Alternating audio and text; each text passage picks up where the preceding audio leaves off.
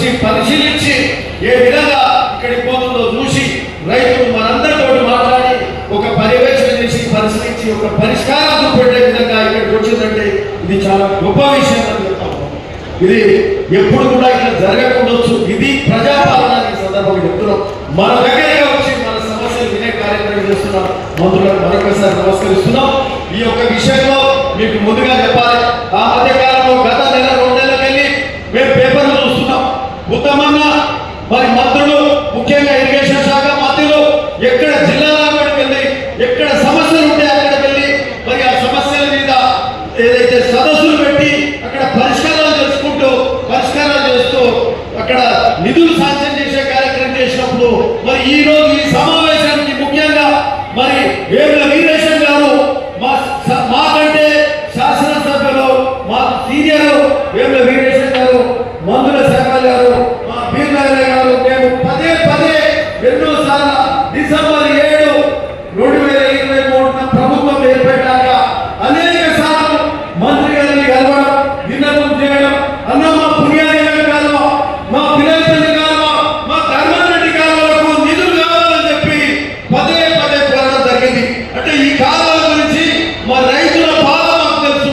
అనేక సార్లు ఎన్నోసార్లు ఎందుకంటే ఇది పుణ్యాన్ని కానీ కాలువకు మరి పుణ్యాన్ని పడ్డది ఎక్కడంటే గోలిగొండలే పడ్డారు. గోలిగొండలో ఏదైతే పుణ్యాన్ని కానీ చెరువుందో నాడు పురుషోత్తం రెడ్డి గారు ఉన్నప్పుడు 2006లో దానికి శంకుస్థాపన చేసే కార్యక్రమం మొదలైంది.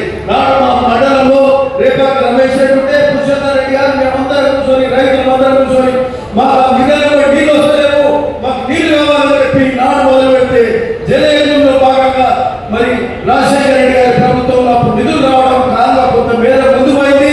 ఆ తర్వాత కాలువ దగ్గర మరి నత్తనట్టు నడుస్తూ కాలువ ముందు పోయే పరిస్థితి ఉంటే గడిచిన 10 ఏళ్లలో మళ్ళా కొత్తగా రాష్ట్రం ఏర్పడ్డాక నిధులు ఉండే కానీ నిధులు మొత్తం కూడా ఎక్కడో కాళేశ్వరం ప్రాజెక్టులకు పెట్టి తప్పితే నిధుల వికేంద్రీకరణ జరగలే.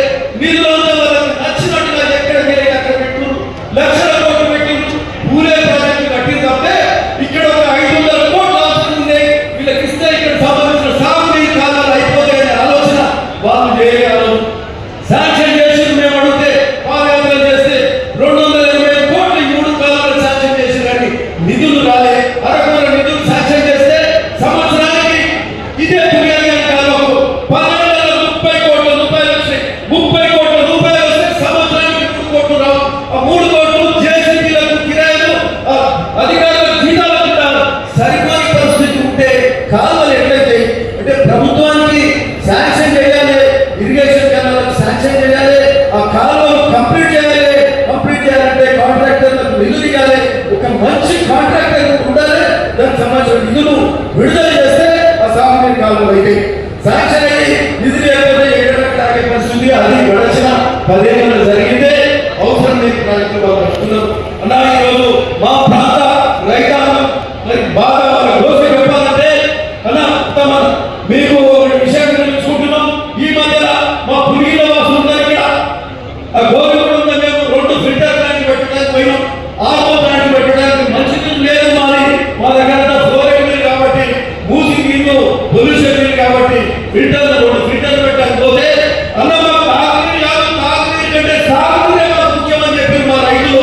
అంటే రైతుకు తాగునీరు కంటే పొలానికి ఇచ్చే సాగునీరే ముఖ్యం. అంత బాధ అంత ఇబ్బందులు మా ప్రాంత రైతాంగం ఉండదు. మరి వాళ్ళకు కలవడం అన్న ఒకటి నిమిషం ఉండదు. సంబంధించి అంతకుముందు ఈ బునియాది కానీ పిల్లలు కానీ ధర్మాడి కాలం కానీ అక్కడ ఆలయాలకు సంబంధించి మరి అక్కడ సంబంధించి